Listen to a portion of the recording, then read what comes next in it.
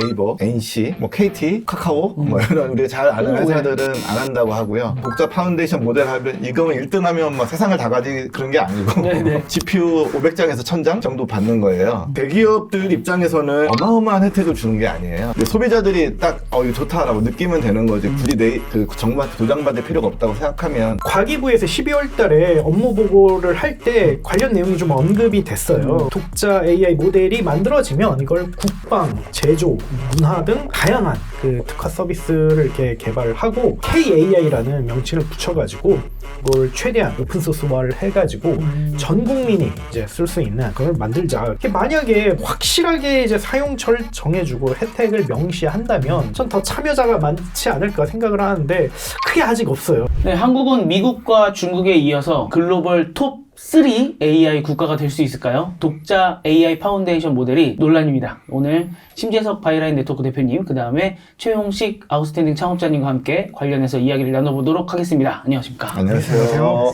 독파모 프로젝트가 시끌시끌합니다. 뭐 네이버와 NC소프트 이 거물들이 탈락을 하고 네이버는 사실 우승 후보였잖아요. 우승 후보.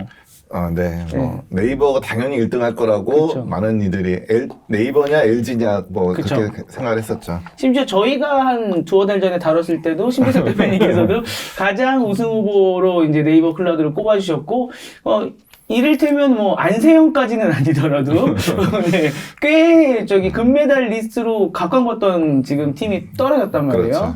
네, 그래서 지금 왜 네이버가 탈락했는지 대충 뭐 들으신 분도 계실 것 같은데, 또 네이버만 탈락을 한 게 아니라 이번에 원래는 한 팀만 탈락을 하기로 돼 있었는데 두 팀이 동시에 탈락이 됐습니다. 지금 무슨 일이 벌어지고 있는 건가요? 작년에 했던 거는 서류로 검토한 거고 이번에는 실제로 검토를 한 첫 번째 검토를 했는데 거기에서 NCAI와 네이버 클라우드가 떨어졌죠. 네, 이제 떨어졌는데 원래는 한 팀만 떨어질 예정이었는데 예상 외로 두 팀이 떨어져서 뭔 일이랴? 이렇게 나오는 거죠. 그러니까 이게 저번에는 예선전이었고 이 서류 심사였다가 이번에는 실제 테스트를 한 거기 때문에 그래서 1차 평가라는 이름이 붙은 거군요. NCAI와 네이버 클라우드가 탈락했는데 두 팀이 각자 왜 떨어졌는지 좀 이유를 알아봐야 될 것 같아요. 일단 NCAI는 왜 떨어졌습니까? NCAI는 말 그대로 점수 미달로 떨어졌어요. 뭐 여러 가지 뭐 벤치마크 평가도 하고 뭐 전문가들이 한번 써보기도 하고 또 사용자들의 평가 이런 점수들을 이렇게 모아가지고 최종 점수를 먹이는데 그 최종 점수에서 최하점을 맞았어요. 그래서 공식적으로 이제 떨어진 거죠. 그런데 이제 거기서 보통 여기서 끝나야 되는데 네이버까지 탈락이 됐는데 네이버는 이제 독자성 부족이라는 이제 이유 때문에 탈락을 했습니다. 독자성 부족이요? 독자성 부족이 뭡니까? 이 독파모 프로젝트의 기본 근간의 그 조건이 그 원천 기술을 스스로 개발한다가 있거든요. 그러니까 이 모델을 완전히 외부에서 흔들리지 않는 우리나라 그 기업 내에서 이걸 완전히 컨트롤할 수 있어야 된다. 외부의 영향을 받으면 안 된다. 이런 거 뭐 프롬 스크래치 이렇게 표현을 하는데 어쨌든 그 조건이 있는데 그 조건에 이제 미달을 한 거죠. 근데 이제 네이버 클라우드가 뭐 텍스트 모델도 여러 모델이 있잖아요. 그 모델 중에 그 이미지 인코더라는 게 있어요. 그 이미지 인코더를 알리바바 Q1을 가져다가 썼는데 그게 문제가 됐습니다. 그러면 요거 한번 이따가 다시 자세히 여쭤보도록 하고, 지금 네이버 클라우드가 사실은 이렇게 문제가 되기 전에 그 독자성과 관련해서는 한 번의 논란이 더 있었잖아요. 그 논란이 사실은 네이버가 아니라 이 업스테이지에 대한 거였어요. 그래서 업스테이지가 이 독자성에서 뭐 누구 거를 채활용해서 썼다 이런 이야기가 있었는데, 업스테이지는 지금 이번에 통과를 한 거죠. 그렇죠. 업스테이지는 어떻게 마무리됐길래 지금 통과가 되는 건가요? 그러니까 이게 되게 좀 흥미로운 사건이에요. 사실 해외에서는 이제 기술업계에서 서로 저격하고 뭐 이런 게 좀 많이 활발하거든요. 뭐 그 대표 주자가 일론 머스크이기도 하고, 뭐 그래서 뭐 상대방 기업의 이제 약점을 뭐 공격하고 폭로하고 뭐 이런 거 하는데 우리나라는 이런 게 별로 없었어요. 거의 없었던 것 같아요. 제가 거의 못 봤으니까. 왜냐면 너무 좁아서 디스가 안 되는 거예요. 디스했다가 업계에서 너무 욕먹을 수 있으니까. 근데 이게 드디어 이런 비슷한 게 좀 나온 거죠. 그 주인공이 바로 사이오닉 AI라는 회사의 고석현 대표인데, 이분은 그 좀 서비스 기업에서 주로 많이 일을 했어요. 뭐 피키캐스트, 네이버, 뭐 그 토스 뭐 이런 회사에서 뭐 머신러닝 중심으로 이렇게 좀 개발자로서 일을 했는데 그가 23년에 그 기업용 그 AI 회사인 사이오닉을 창업을 했고요. 그래서 어느 정도는 이제 인공지능이나 이런 거에 전문성이 있는 분이시겠죠.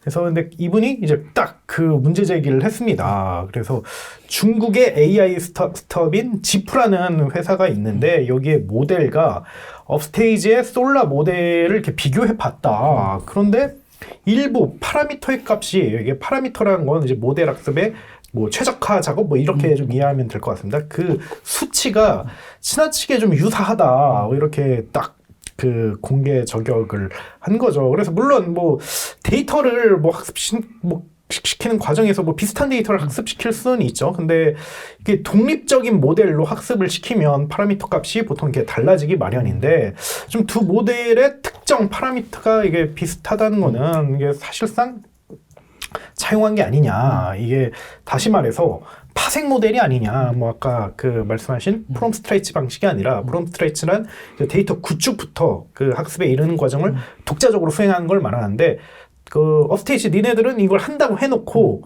알고 보니까 이제 주프가 이거 베낀 거 아니냐. 뭐 이렇게 딱 그렇게 그 공개 저격을 한 거죠. 그렇게 엄청 난리가 났어요. 네. 그러니까 저는 굉장히 좀 어렵고 막 이래서 이게 그렇게 이슈화가 될 줄 몰랐는데 엄청나게 이슈화가 됐습니다. 그래서 업스테이지가 바로 다음 날 그 김성준 대표 주도 아래 김성준 대표님? 예, 바로 그 이제 반박에 나섰어요. 그래서 그 일단 공개적인 검증을 마련해가지고 2시간 정도 이렇게 이야기를 했는데 여기 뭐 현장에는 한 90명 정도 왔다고 하고 그리고 그 정도면 막 대기업 인수급 아닙니까?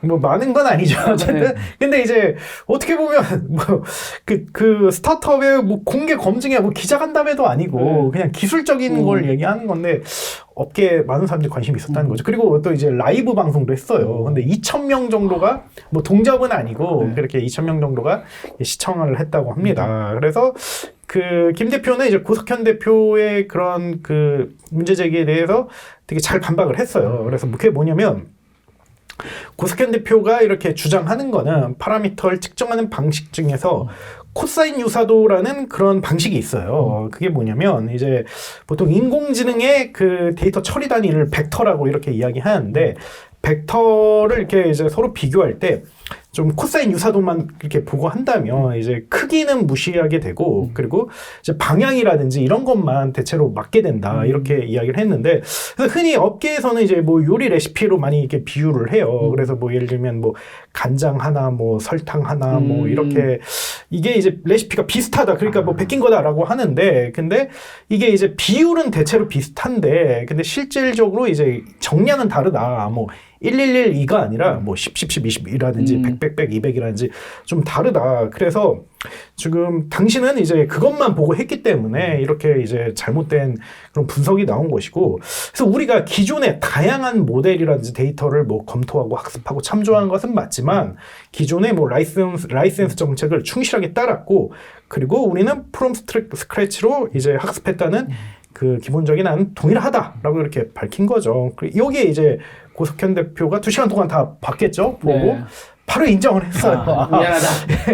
그래서 말씀한 것처럼 코사인 유사도는 이게 좀 크기는 좀 어느 정도 뭐 이렇게 그 무시되고 방향만 이렇게 좀 보기 때문에 이거는 좀 우리가 좀 잘못한 게 있고 그래서 좀 그 내가 좀 실수한 것 같다. 그래서 공개 사과문을 올렸어요. 올려서 이렇게 이제 마무리됐는데 요게 이제 막 여러 사람들이 이렇게 이제 한마디씩 거들었죠. 근데 이제 굉장히 그 거물들도 이렇게 거들었어요. 예를 들면 이제 배경은 과기부 장관이 네. 직접 이렇게 글을 올려서 이게 굉장히 좋은 논의였고 유의미했다. 그리고 하정우 AI 수석도 또 한마디 이번 일 계기로 한국의 AI 산업은 더욱 발전될 것이고 이렇게 성숙한 풍토가 있다는 게 자랑스럽다. 뭐 이런 식으로 이렇게 좀 어떻게 보면 해프닝으로 끝난 건데 그러면 이제 우리가 생각해 볼 수 있는 게 이번 일은 업스테이지에게 좀 호재였을까 아니면 악재였을까라고 이렇게 본다면 얼핏 보면 호재라고 생각할 수도 있죠. 왜냐하면 이게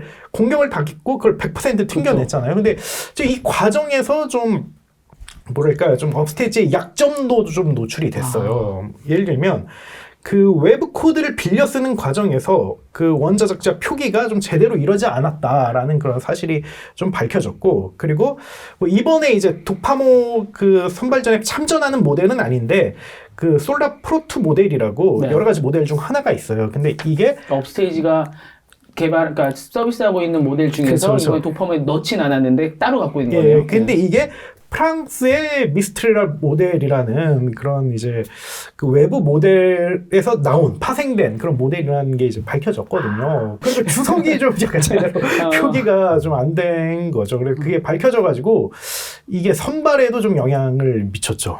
예, 심사 과정에서. 네. 예. 그래서 그 심사에서 그 사람들이 이제 많은 사람들이 이제 궁금해했죠. 이런 이제 심사 전에 이게 터졌는데 네. 과연 업스테이지가 이것 때문에 타격을 받을 것인가? 네. 했는데 어쨌든 이번에 통과했잖아요. 통과해서 그러면 이게 영향을 안 미쳤나라고 생각할 수 있는데 그건 또 아니에요. 그래서 좀 심사위원단 사이에서는 레퍼런스를 표기 안 했다는 문제를 좀 문제 삼아가지고 그 이게 이슈가 됐다고 하더라고 내부적으로. 근데 다만 이번에 통과한 것을 보면 이게 결정적인 결격 사유는 아니다. 그리고 이게 뭐 뒤집을 정도로 큰 건 아니다라고 이렇게 판단한 것이죠. 그래서 좀 업스테이지에게는 뭐 해프닝이긴 하지만 네. 뭐 아주 뭐 좋은 해프닝은 아니었습니다. 그렇군요. 뭐 원래 1, 2위로 LG랑 네이버 클라우드가 이렇게 각광을 받다가 그래도 업스테이지가 이런 상황을 겪으면서 체급을 올린 것 같은 느낌이 들기는 하지만 그래도 좀 이렇게 긁힌 부분이 그렇죠. 있다는 거군요. 근데 그 저격을 하신 분이 뭐 원래 경쟁을 하는 관계라거나 이번에 이 도파모에 참여하시거나 이런 분은 아닌 거죠? 네, 도파모 참여자는 아니고 또 좀 비즈니스도 뭐랄까 이제 엔터프라이즈 비즈니스에 가까워가지고 뭐 네. 순수 모델 개발한다고도 하지만 근데 뭐 그게 이제 주는 아닌 거라서 뭐 근데 어쨌든 뭐 그렇다고 해서 뭐 아예 또 그 완전 다른 영역이냐 또 그것도 아닌 좀 뭐 왜냐면 업스테이지가 또 엔터프라이즈를 안 할 건 아니기 그쵸, 때문에 뭐 여러 가지 게 있지 않았나 싶습니다. 네. 그리고 이런 이유 때문에 사실은 이번에 1차 평가를 했을 때 업스테이지가 어떻게 될까라고 다들 생각을 하고 있었는데 갑자기 네이버가 비슷한 이유로 네, 같은 이유죠. 같은 네. 이유로 업스테이지는 통과를 하고 네이버가 네. 떨어졌잖아요. 네. 아까 이제 뭐 Q1 모델의 그 이미지 쪽을 말씀해 비전 인코더를 가져왔다. 비전 이러면, 인코더요. 뭐예요 비전 인코더가? 그 비전이 그잖아요. 우리가 눈으로 보는 게 비전이잖아요. 네. 그 이미지를 인식하고 뭐 영상을 인식하고 이런 게 이제 비전 컴퓨팅이라고 부르는데 그런 네. 거를. 근데 그 우리 AI는 사람과 달리 딱 이 뭐 개를 보면 개다. 고양이를 보고 고양이다 이렇게 인식을 할 수가 없잖아요. 그렇죠. 그 기본적으로 그 데이터는 다 그 RGB 헥사값이란 말이죠. 뭐 다 뭐 그 몇 바이 몇 네, 숫자로 픽셀 하나면 네. 그냥 그 픽셀마다 값이 있을 뿐이지 네. 그 픽셀 숫자들만 나열되어 있는 거란 말이죠. 그리고 그걸 그 숫자들만 보고 이게 뭔지를 아는 거는 불가능하죠. 네. 그래서 요걸 비전 인코더들은 이런 그 픽셀의 수많은 그 값을 우리 아까 그 벡터 값이라는 걸로 변경을 해줘요. 이 벡터 값을 가지고 AI들이 이해를 하는데 이 벡터 값은 약간 그 뭐랄까요? 그 위치, 그 값의 크기와 위치에 따라 약간 의미를 가질 수 있어요. 예를 들어 뭐 그 막 공간에 네. 3차원 공간에 어디에 점이 있냐 그쵸. 이런 거죠. 그에 따라 뭐 사과와 배는 좀 가까이 있고 뭐 이런 과일이라는 범주는 서로 위치가 가깝고 뭐 이런 식으로 이제 표현이 되거든요. 네. 그래서 벡터 값으로 바꿔주는 게 중요한데 그게 이제 이 비전 인코더예요. 그 비전 인코더를 갖고 온 것만 해도 좀 괜찮은데 그걸 가져다 쓰면서 이제 가중치를 이게 필터 너무 복잡해지는데 그 이미지 필터들이 쫙 있거든요. 이게 뭐 이거는 뭐 동그라미야, 이거는 직선이야, 뭐 이거는 뭐 모서리야, 뭐 이렇게 이제 판단하는 약간 여러 필터들이 있어요.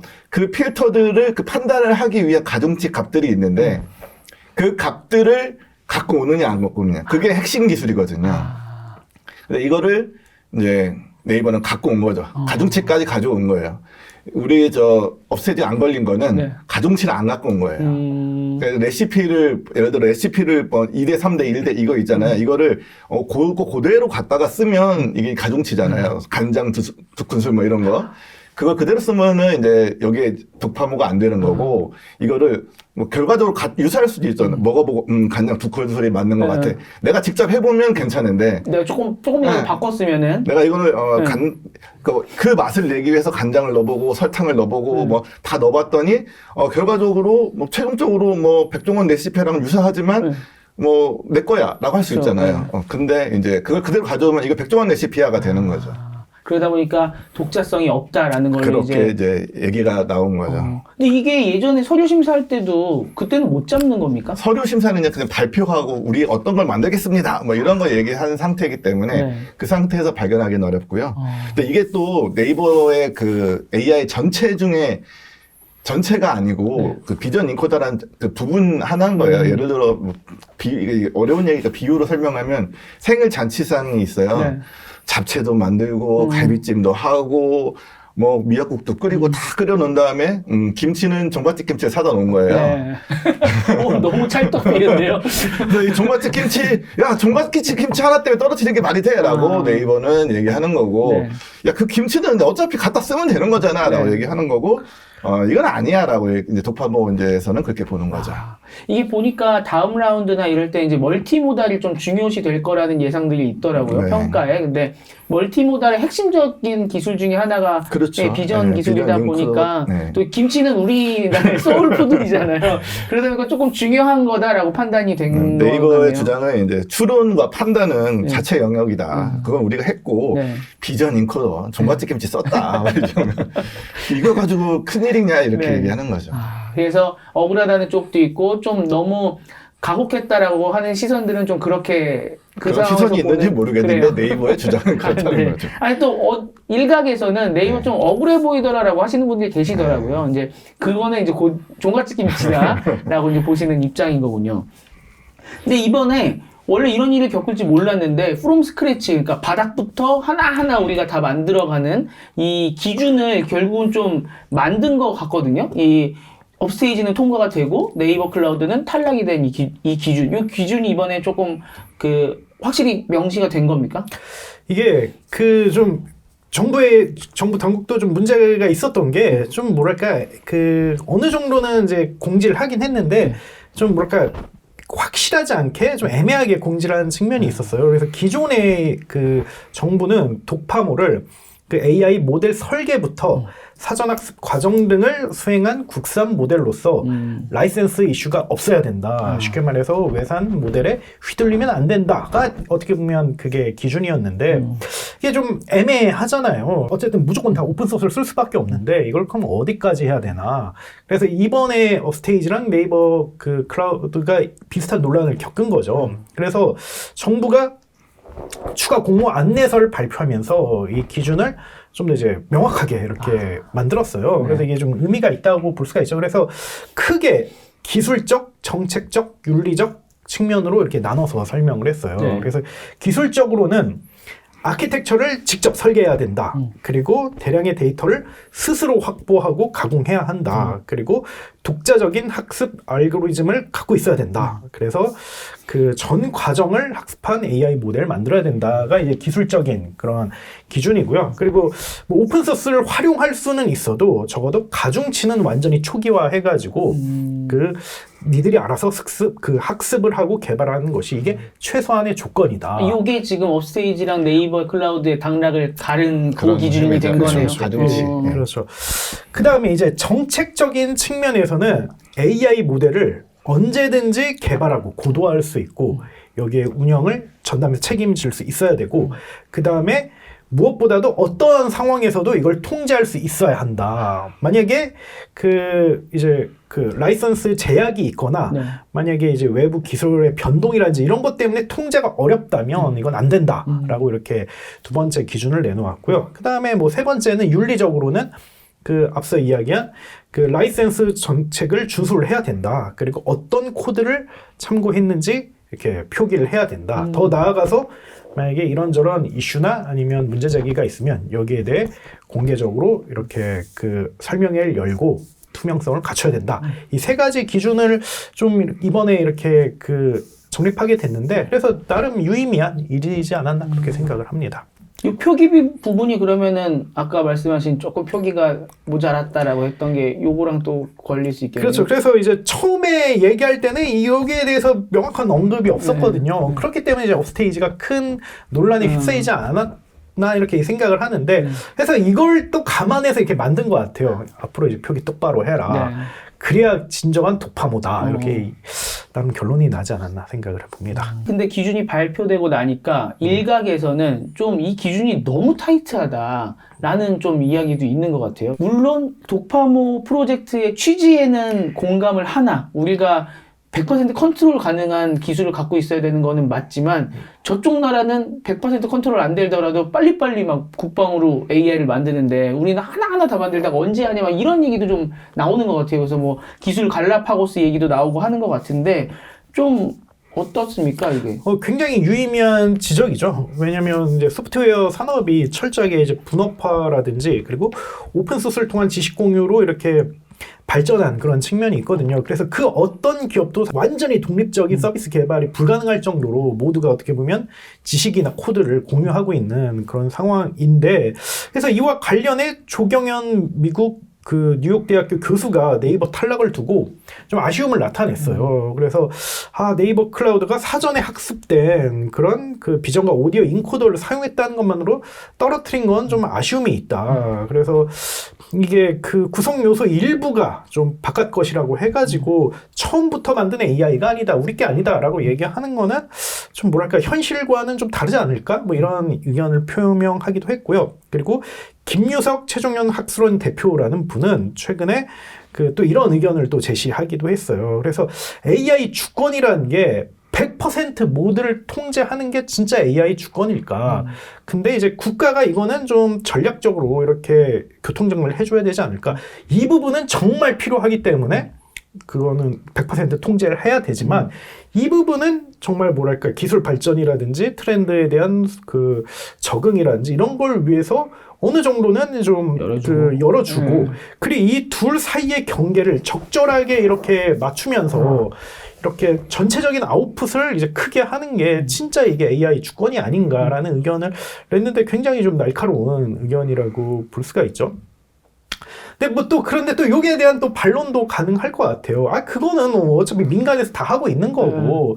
근데 독파모는 국가에서 하는 건데 국가에서 하는 거는 좀 무리하더라도 좀 뭐랄까 굉장히 타이트하더라도 이런 기준을 만들어야 원천 기술이 개발되는 거고 의미가 있는 거 아니겠냐. 이것도 저는 굉장히 유의미한 의견이라고.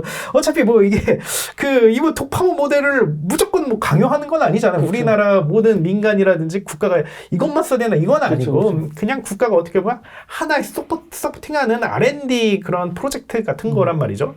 그렇기 때문에 뭐 이런 의견도 좀 어느 정도 그 일리가 있다고 생각합니다. 그 와중에 근데 또 패자부활전을 만들었다고 하더라고요. 네. 이제 AI 독자 AI 파운데이션 모델 프로젝트에서 패자부활 팀으로 한 팀을 다시 붙이겠다. 네. 그래서 한번 지원들 해봐라. 떨어진 팀도 많고 하니까. 네. 근데 큰 회사들이 다 안 하기로 했다면서요. 네, 큰 회사라고 하면 뭐 대표로 네이버, 뭐 NC, 뭐 KT, 뭐 카카오, 뭐 이런 우리가 잘 아는 회사들은 안 한다고 하고요.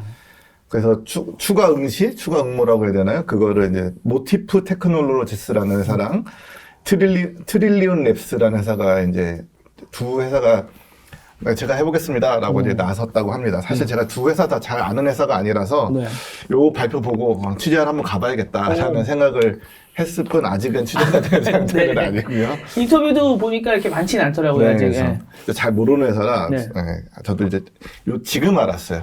이렇게 해서. 네, 보니까 이제 뭐 이 회사들은 좀 그래도 우리가 독자적인 설계 모델을 우리 독자적으로 설계한 모델을 갖고 있다 좀 이런 자신감들이 있나 보더라고요. 당연히 그런 생각이 있으니까 나오겠죠. 지금 네이버가 그렇게 된 건 봤는데. 그리고 이제 이 대회에 참여한 걸 계기로 약간 쇼미더머니처럼 내 체급을 올리겠다. 네, 약간 좀 그런 있죠. 근데 것 같기도 하고. 마케팅으로 굉장히 좋죠. 그렇죠. 네, 여기서 한 단계 올라갈수록 마케팅이 엄청 좋은 거 아니겠습니까? 근데 대기업들은 왜 다 포기한 겁니까? 대기업들 입장에서는 이게 사실 그 혜택이 어마어마한 혜택을 주는 게 아니에요. 이 독파목에서 뭐 독자 파운데이션 모델 하면 이거면 1등 하면 막 세상을 다 가지 그런 게 아니고 이 1등 하면 이제 GPU 뭐 500장에서 1000장 네. 정도 받는 거예요. 근데 지금 네이버 같은 회사는 저 엔비디아하고 계약해서 5만 장 받기로 했잖아요. 그래서 이 정도 혜택 때문에 이렇게 약간 개망신 당해가면서 또 나갔다가 또 그러면 그리고 심지어 여기서 1차에서 저 당선된 애들이란 당선된 회사들은 네이버한테 GPU 빌려올 수 있는 권한을 얻는 거예요. 네이버 입장에서 내가 해도 내 건데 이렇게 되는 거죠. 네네네. 뭐 이제 그런 식으로 이제 어마어마한 혜택이 있는 건 아니다. 뭐 물론 이제 지원금도 있고 뭐 또 이제 KS 도장, 요새 KC인가요? KC만큼 도장 같은 거 찍히는 거잖아요. 그런 거 같으니까 약간 뭐 시장에서 신뢰도 올라갈 수 있고 하겠죠. 근데 그 신뢰는 네이버 입장에서는 꼭 정부가 그 도장 안 찍어줘도 얻을 수 있잖아요. 뭐 카카오도 마찬가지일 테고. 근데 소비자들이 딱 이거 좋다라고 느끼면 되는 거지. 굳이 그 정부한테 도장 받을 필요가 없다고 생각하면 괜한 짓을 또 하다가 또 떨어지면. 그렇죠. 그래서 업계에서는 사실 네이버, 카카오가 사실 처음부터 큰 모티베이션이 없었는데 정부 주도로 이렇게 이루어지고 있기 때문에 권유를 받고 좀 참여를 했다라는 눈치 보고 와야 되니까 좀 뭐 이런 이야기도 있고요. 그런데 이제 그런 상황에서 어떻게 보면 속된 말로 망신을 당한 거잖아요. 그렇기 때문에 이게 뭐 주가라든지 아니면 뭐 기술에 대한 검증이라든지 뭐랄까 그 시선 막 이런 걸 봤을 때 뭐 얻는 게 하나도 없는 거죠. 나는 어떻게 보면 좀 뭐랄까 끌려서 나왔는데 여기서 망신당하고 근데 또 하라고. 그렇죠. 이걸 한 번 더 하라고. 이 분장에 네이버 주가 떨어졌단 말이에요. 그래. 괜히 나갔다가 또 그러면 예, 그렇게 분석되기도 합니다. 그것도 카카오랑 KT는 예전에도 우리가 지적을 했던 게 멀티 LLM 전략을 사용하고 있어서 독자로도 개발을 하지만 뭐 마이크로소프트나 아니면 뭐 챗GPT랑도 우리는 손을 잡겠다. 그래서 그렇게 가고 있어서 독파모랑 잘 안 어울리는 거 아니냐. 그렇죠. 그때도 좀 그런 시선이 있었죠. 이 프로젝트 자체가 좀 약간 독파모라는 프로젝트 자체가 이게 그 새 정부의 마치 지금 현재는 새 정부의 그 AI 정책을 상징하는 프로젝트처럼 인식이 되고 있는데 사실은 이 정책은 전 정부 정책이에요. 그랬었다면서요. 이게 전 정부 정책이 그때는 이름이 월드 베스트 LLM이라는 그 정책을 가지고 이 이름을 바꿔서 그 독자 파운데이션 모델이라는 이름만 바꾼 거예요. 그리고 조금 바꾸긴 했죠. 그 전 정부 때는 계획은 5개에서 10개를 선정해서 지원하겠다 이런 이제 프로젝트였다면 이 정부는 이렇게 약간 이렇게 뭐 서바이벌 게임 하듯이 해가지고 최종 2개를 살리겠다라는 이제 이런 방식은 조금 다른데 결국은 전 정부 거고 새 정부의 핵심 AI 정책은 아직 안 나왔다고 봐야겠죠. 아직도 안 나왔으니까. 그러니까 이것만이 설득이면 안 되거든요. 그렇죠. 이게 무슨 올림픽 게임도 아니고 이게 사실 생각해보면 LLM 우리 저 챗GPT, 제미나이 뭐 그 엔트로픽 이런 걸 보면 얘가 새로운 업데이트하면 얘가 와 좋다 하다가 또 제가 또 업데이트하면 와 좋다 하다가 계속 이렇게 올라가잖아요. 어느 시점을 딱 끊어서 얘가 최고야라고 말할 수가 없단 말이죠. 이것도 뭐 정부 독파모도 이 시점에 이게 최고야라고 말하기가 어렵죠. 다음에 또 얘가 좋아질 거고 계속 좋아질 텐데 서로. 그러면 점에서 이것으로만 모든 걸 할 수는 없다. 근데 이 독파모 프로젝트를 하면서 그 독파모 프로젝트에 참여한 5개 회사가 뭐 글로벌 LLM 순위에서 되게 높은 순위에 갔다. 그러면서 우리가 그래서 AI 3강 국가에 지금 들고 있다라는 이야기가 나오고 있는데 요거 그 말 그대로 믿어도 되는 겁니까? 아니면 조금 뭐가 있습니까? 이게 이제 어디서 나왔냐면 이게 리서치 기관인데 Artificial Analysis 다시 죄송합니다. 그 여기가 리서치 기관인데 Artificial Analysis라는 그런 곳이 있어요. 거기가 그 최근에 그 링크드인을 통해서 이렇게 좀 어느 정도 바이럴을 했어요. 한국이 그 미국과 중국에 이어서 AI 경쟁력 3번째 국가다. 그리고 여러 가지 좀 이야기를 덧붙였어요. 그래서 그 이유가 그 뭐냐면 이제 정부 주도로 강력하게 쏘버린 AI 육성 정책을 지금 밀고 있고 이게 나름 유의미한 그런 성과를 내고 있다라고 이야기했고요. 그리고 독파모에 대해서도 그 프로젝트를 언급하기도 했고요. 또 주요 AI 모델의 성과를 이렇게 언급을 했어요. 그런데 여기에 이재명 대통령께서 직접 SNS를 통해 딱 이걸 알린 거죠. 지금 이제 이렇게 평가받고 있다. 그렇죠. 아티피셜 애널리시스라는 곳이 있는데 여기가 우리를 세 번째 국가로 이렇게 선정을 했습니다. 그래서 이게 정말 정부 정책에 힘입어 업계 경쟁력이 이렇게 강화되고 있다는 증거이며, 그리고 덕분에 독파모 덕분에 우리나라에서 굉장히 경쟁력 있는 AI 개발사 연구소가 생겼습니다라고 이렇게 이야기를 했죠. 그 세 번째라고 국가라고 나온 거는 대대적으로 한국의 그런 경쟁력을 보도한 거는 여기가 이제 처음이라고 볼 수가 있는데, 근데 다만 이게 공신력에 대해서는 이게 검증되지가 않았어요. 이 기관에 대해서. 그래서 제가 좀 조사를 해봤는데 이게 2023년 설립된 곳이더라고요. 그래서 좀 제가 사이트를 보니까 이게 오픈 AI나 엔트로픽이나 뭐 구글 메타 등 이제 AI 모델의 특징을 좀 이렇게 이야기해주고 또 비교도 하고, 그다음에 뭐 토큰당 비용이라든지 그리고 뭐 응답 속도, 컨텍스트, 뭐 답변 길이 뭐 이런 거를 종합적으로 이렇게 제공을 해줘요. 근데 리서치 기관의 공신력은 어디서 나오냐라고 봤을 때 가장 큰 건 업력이고요. 좀 오랫동안 활동을 했을 때 나오는 신뢰가 가장 크고요. 그 다음이 이제 수주한 프로젝트, 대체 어떤 프로젝트를 했느냐, 파트너십이 누구냐, 뭐 무엇이냐가 이제 그 다음이 중요하고, 만약에 신생이라면 이제 설립자의 그런 레퓨테이션이라든지 위명이 굉장히 중요한데 이게 좀 전무해요, 이런 게. 그래서 제가 이제 창업자들에 대해 조사를 해봤는데, 이게 마이커 힐 스미스라는 사람과 그 다음에 조직 그 캐머런이라는 두 사람인데, 이분이 이제 각각 호주랑 뉴질랜드 출신 분이더라고요. 그리고 이 두 분이 이제 2018년쯤에 구글에서 인턴을 하다 만나서 좀 친분을 쌓게 됐고, 서로 각각 이게 따로 이제 소규모라든지 아니면 이제 로컬 그 컨설팅 펌에서 좀 일을 했어요. 그래서 경력이 10년이 채 되지 않아요. 그래서 이런 걸 봤을 때는 업계 기준으로는 좀 주니어가 이렇게 새로 이렇게 뭐랄까 부티크 펌 같은 거 만든 거다라고 이렇게 볼 수가 있고, 딱 인공지능이 떠오르는 걸 보고 이렇게 딱 잡은 거죠. 그래서 뭐 이분들이 뭐 MIT나 뭐 스탠퍼드 교수도 아니고, 그렇다고 뭐 빅테크의 AI 연구소 뭐에서 근무한 경우도 아니고, 그렇기 때문에 뭐 앞서 이야기한 그런 모델들을 평가할 그런 역량이라든지 수준은 좀 아닌 거죠. 근데 다만 또 이런 건 있는데,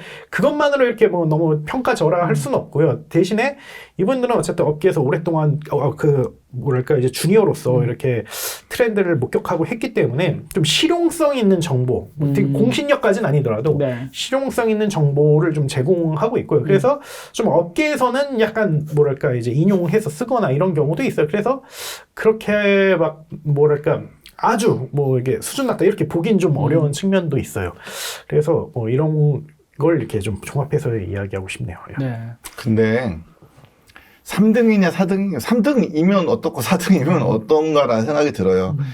검색 시장에서 주민이 다음인이 누가 이겼느냐가 중요할까요? 네이버와 구글만 중요하지. 그렇긴 하죠. 네. 그래서 이 LLM 시장에서 뭐 3등인데 아무도 안 쓰는 3등이면 의미가 없잖아요. 네. 시장에서 어떤 평가를 받고 있느냐가 뭐 이용자들이 쓰느냐 안 쓰느냐가 중요한 거지. 시장의 평가. 아니 그래도 뭐 이런 건 있죠. 그래도 일단 미국 중국은 넘사벽이잖아요. 근데 이제 그 다음이 누구냐, 뭐 이게 뭐 예를 들면 천하 3분지계 같은 거죠. 네이버의 실제 뭐 대전략이기도 했고, 우리는 세 번째가 된다.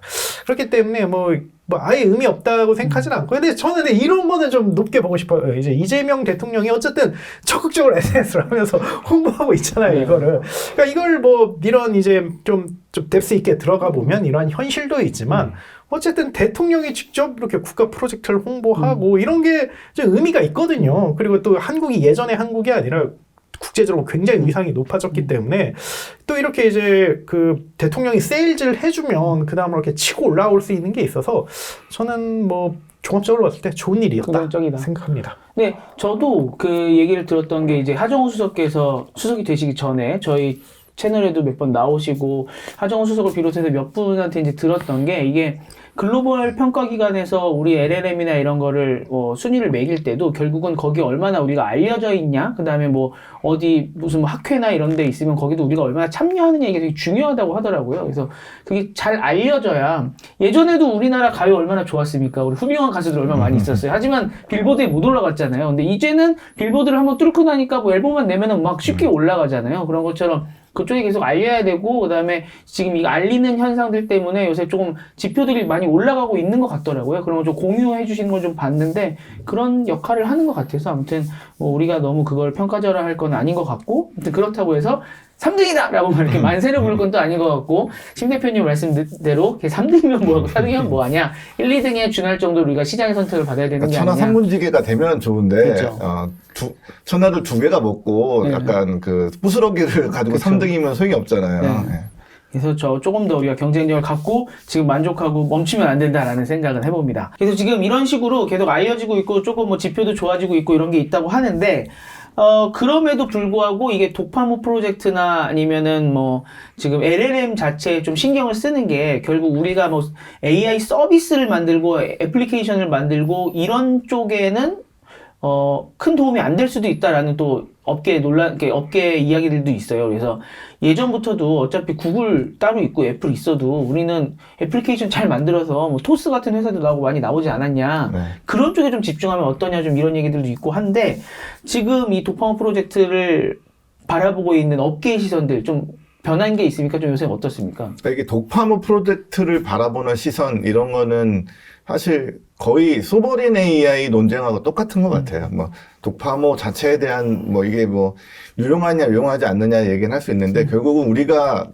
정부 예산과 국민의 세금을 들여서 이런 거를 만드는데 큰 돈을 쓰는 게 맞느냐, 안 맞느냐, 그런 논쟁이 되겠죠. 뭐, 현 정부는 소버린 AI를 해야 된다라는 그런 정책 기조를 가지고 이런 걸 하는 거고, 그 시장에서는 진짜 2개의 시선이 다 있는 것 같아요. 예를 들어, 뭐, 흔한 얘기로, 소버린 해야 된다. 외산 LLM에 휘둘리면 안 되고, 데이터 보안이나, 뭐, 주권, 우리의 생각을, 뭐, 맨날 하는 얘기 있잖아요.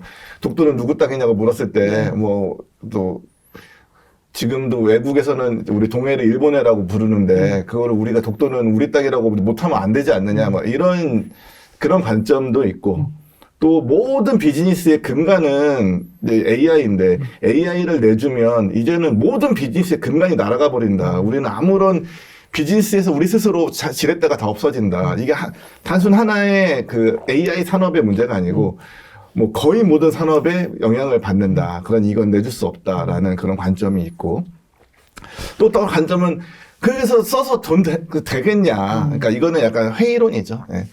하면 좋겠지.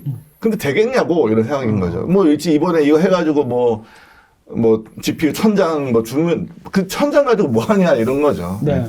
그리고 뭐 소버린 AI를 거기에다 1조, 2조 막 정부 예산으로 3조, 4조 때려 박아도 다른 기업들이 뭐 10조, 20조 들어오고 이미 들어갔고 네.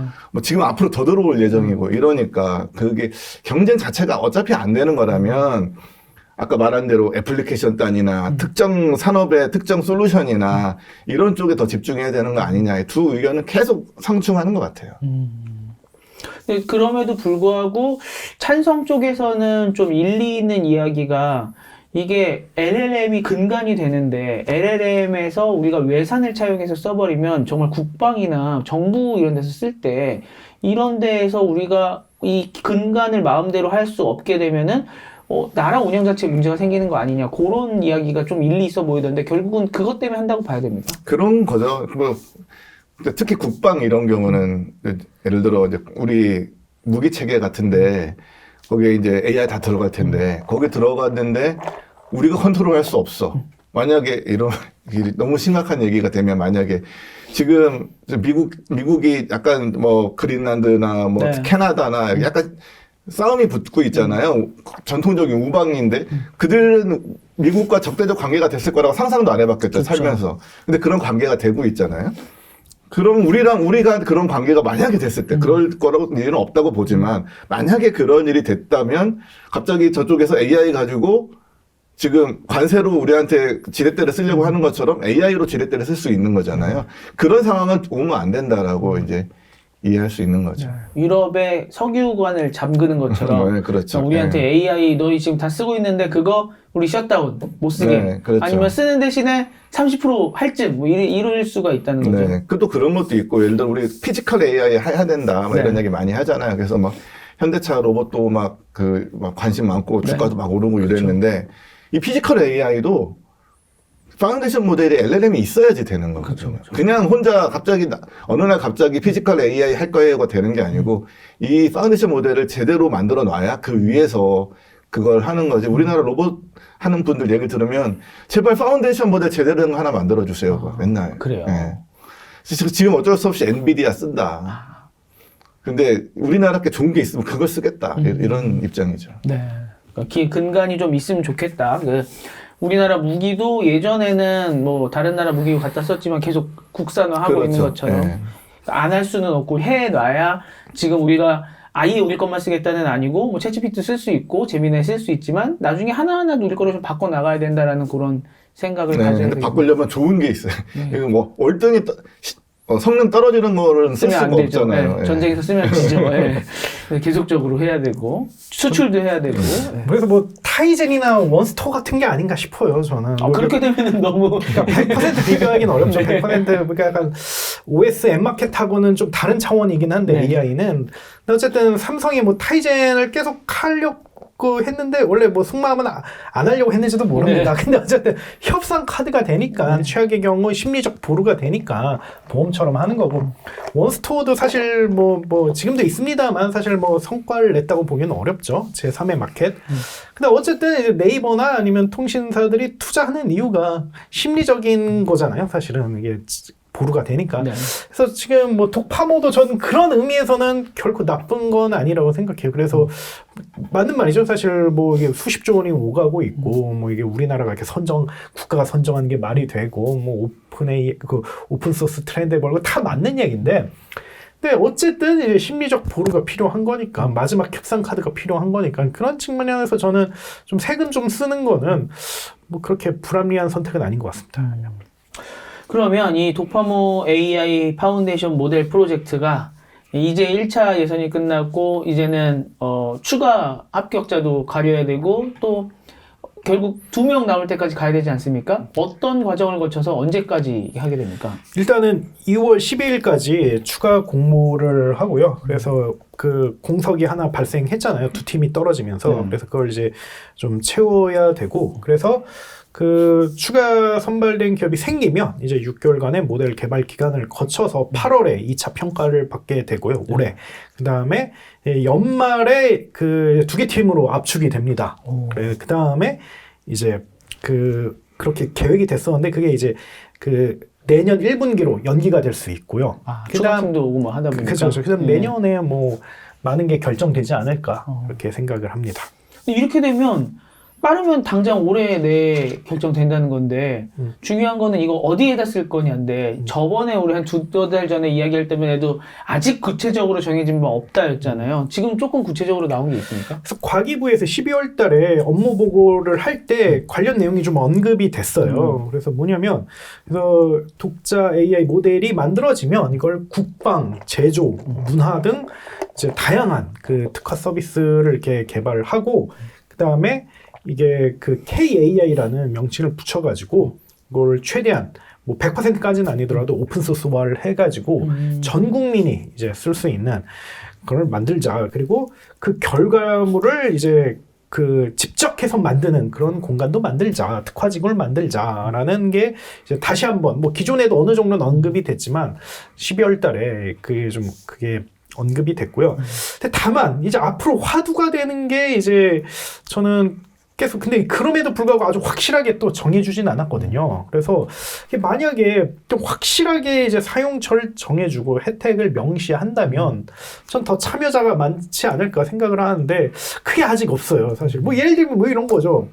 뭐 공공기관은 의무적으로 한글과 컴퓨터 쓰듯이 독파모 쓰게끔 만들겠다. 그렇죠. 그리고 얼마간에 뭐 대놓고 말은 아니더라도 뭐 이제 돌려서 이렇게 라이센스 비용을 주겠다라고 한다든지 아니면 민간 R&D 지원에는 무조건적인 그런 가산점을 준다든지 이러면 좀 약간 얘기가 달라지는데 좀 여기에 대한 게 없어가지고 약간 이게 좀 기업들이 회의적이거나 아니면 불투명함을 갖는 이유가 아닐까 그렇게 생각을 합니다. 이 프로젝트 자체는 구매를 목적으로 하는 게 아니고 그러니까 정부 입장에서 구매를 목적으로 하는 게 아니고 그 기술 기술 지원, 뭐 연구개발 프로젝트처럼 기술을 지원하는데 정부가 도와주겠다 이런 목적으로 하는 거기 때문에 뭐 어디에 쓸 거냐 그거는 개발된 다음에 각 회사들이 열심히 이제 고객을 만나야죠. 예전에 심 대표님께서 사실 제일 지원 최고는 써주는 거다라고 그렇죠, 써주는 하셨잖아요. 거예요. 예. 근데 이제 그거는 아마 정부 입장에서 좀 봐야 되지 않을까요? 그러니까 정부 입장에서 쓸 때는 이제 그렇죠. 뭐 각 구매하는 기관 입장에서 좋은 거 나쁜 거 따져가면서 써야죠. 뭐 독파만 쓸까 전부 써 이렇게 하면 그렇죠. 쓸만 해야 이제 네. 쓰는 거니까 결과물 보고 좀 더 결정하지 않을까라는. 그래서 이게 정말 이게 기업들을 망설이게 만드는 그런 포인트인 것 같아요. 일단은 대기업은 기본적으로 공공 SI 입찰 잘 안 하려고 해요. 돈이 안 되니까. 그리고 뭐랄까 누구보다도 이제 그 계급장 떼어서 그 생존한 그런 존재들이기 때문에 이게 아무리 뭐 그 정부가 인증해주고 이게 무의미하다는 걸 다 알아요. 결국은 이제 세계 나와서 싸워야 된다라는 걸 알고 있기 때문에 이걸 가뜩이나 그 좀 회의적으로 보고 그나마 작은 회사들, 스타트업 회사들이 좀 뭐랄까 의미가 있는 거죠. 아 그래도 몇백억 매출은 깔고 가지 않을까 정부가 사주는 건데 이런 기대를 하고 있는데 좀 여기에 대한 얘기가 없으니까 이게 좀 모티베이션을 굉장히 좀 떨어뜨린 요소가 아닌가. 그래서 좀 뭔가 여기에 대해서는 좀 더 명확한 무언가가 있어야 좀 활성화될 것 같아요. 뭐 어쨌든 대통령도 직접 이렇게 챙기고 있는 그런 프로젝트인데 그런 아쉬움이 있습니다. 이게 국내만 보고 할 것 같지는 않은데 네이버 클라우드 같은 경우도 진작부터 뭐 사우디 이런 데를 바라봤었고 이 뭐 어디가 1등할지 모르겠지만 이 KAI로 국가대표가 돼서 해외에 나갈 때 이게 좀 도움이 될까요? 거의 안 된다고 봐야죠. 거의. 왜냐면 일단 우리나라 소프트웨어 산업의 위상이 그렇게 뭐 일단 제한적이고 그리고 이게 전형적인 이제 공무원 마인드로 만들어진 말이죠. KAI라는 것 자체가 뭐 과거에 많았잖아요. 뭐. 근데 그래도 이게 우리가 이야기할 때 유럽 하면은 프랑스의 미스트랄, 뭐 일본 하면 사카나 AI 뭐 이런 얘기 하잖아요. 그렇게 뭔가 언급될 때 그래도 1등한 팀에 한국은 이 LLM 이렇게 언급이 좀 되지 않을까요? 그거를 프랑스 정부가 인정해서 된 게 아니고 일본 정부가 인정해서 된 게 아니고 시장에서 그렇게 평가를 한 거잖아요. 시장에서 평가를 받아야 되는데 사실 우리나라 AI에 대해 왜 그런지 잘 모르겠는데 우리가 이용해 볼 수 있는 게 별로 없잖아요. 그렇죠. 우리 지금 챗GPT가 우리나라 웹 트래픽 방문자 순위로 치면 인스타그램 다음이에요. 트위터보다 많아요. 우리나라 엄청난 사람들이 챗GPT를 경험하고 있단 말이죠. 다 거기에 익숙해져 가고 있고, 뭐 또 제미나이 같은 거, 마이크로소프트도 그렇고, 다 이미 이제 어느 정도 대부분의 사람들이 업무나 뭐 개인적으로나 다 애들도 다 쓰고 있는데, 그쪽에 다 익숙해져 가고 있는데, 그냥 대중적인 서비스 존재하지 않은 상태에서 뭔가를 계속 만들어서 나중에 기업끼리 뭘 해보겠다라는 생각을 하면 될까라는 좀 대중하고 접해가면서 거기서도 데이터도 받아보고 사용자들의 패턴도 익숙하게 받아보고 해야 되지 않을까. 근데 뭐 아직 그만큼 내놓을 만하지 않으니까 내놓지 않고 있겠지만 굉장히 그런 점은 아쉬운 것 같습니다. 그렇네요. 뭐 엑스항 같은 경우도 B2B 향이다 보니까 저희가 써볼 수가 없고 네이버도 뭐 몇 번 서비스 내놓는다고 베타를 내놨는데 흐지부지 되는 것 같고 거의 테스트만 해봤던 것 같고 좀 이번에 KAI가 선정이 되면은 시장에서 작동하는 AI가 됐으면 좋겠네요.